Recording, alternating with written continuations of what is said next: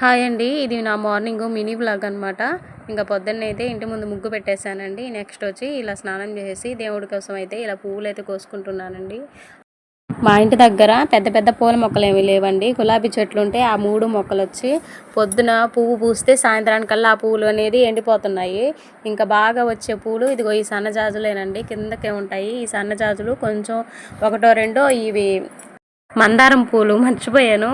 ఇటు సైడ్ మందారం పూలు ఉన్నాయండి. ఈ మందారం చెట్టు మళ్ళీ గోడ అవతల ఇంకో 2 మందారాల చెట్టు ఉన్నాయి. ఈ ఈ 3 చెట్లకు కలిపి ఒక 4-5 పువ్వులు వస్తాయి అన్నమాట.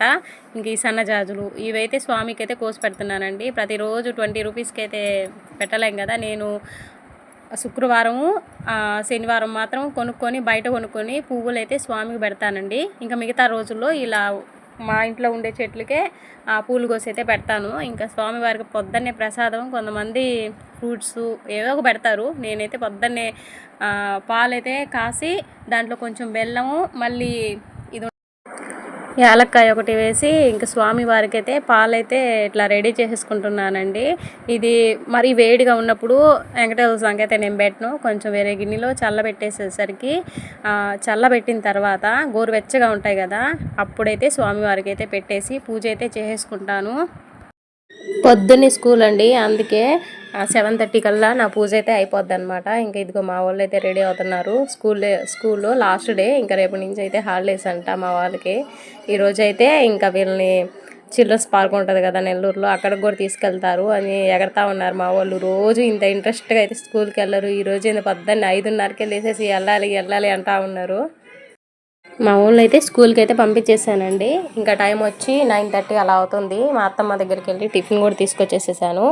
ఇంకా కర్రీ వచ్చి ఇది రొయ్యలు ఉంటాయి కదా, వాటిని అయితే ఒక 100 రూపీస్ తెచ్చుకొని కర్రీ అయితే చేసుకుందామని ఇంకా చేస్తూ ఉన్నానండి. వీటిల్లో ఫస్ట్ అయితే ఆనియన్స్ ఉంటాయి కదా, ఆనియన్స్ని అయితే ఫ్రై చేసేసుకున్నాను బాగా.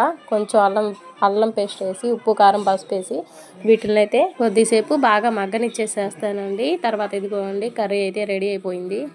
కర్రీ గురించి పూర్తిగా వీడియో అయితే తీయలేదండి. అక్కడక్కడ కొంచెం స్కిప్ చేసేసి ఒక మినీ వ్లాగ్ లాగా అయితే దీన్ని తీస్తున్నాను అనమాట. ఇంకా అన్నం కూడా ఉడికిపోయింది. ఇంకా వంటిల్లు ఉంది కదా, అవంతా క్లీన్ చేసుకున్నాను. నెక్స్ట్ వచ్చి పావడాలు ఉన్నాయండి. నైట్ వచ్చి ఒక 10 అయితే కుట్టానమాట. మళ్ళీ ఇదిగో ఇంకా 20 ఉన్నాయి. ఇవి ఎప్పటికి అవుతాయో ఈ ఎండలకి, అస్సలు భలే. మాది ఇంకా రేకులు సెగండి, అంటే బయట వరండా కాబట్టి ఉబ్బరం అయిపోతుంది వంటింట్లో సెగ. ఇక్కడ నేను కుట్టే దగ్గర కూడా సెగ అనమాట.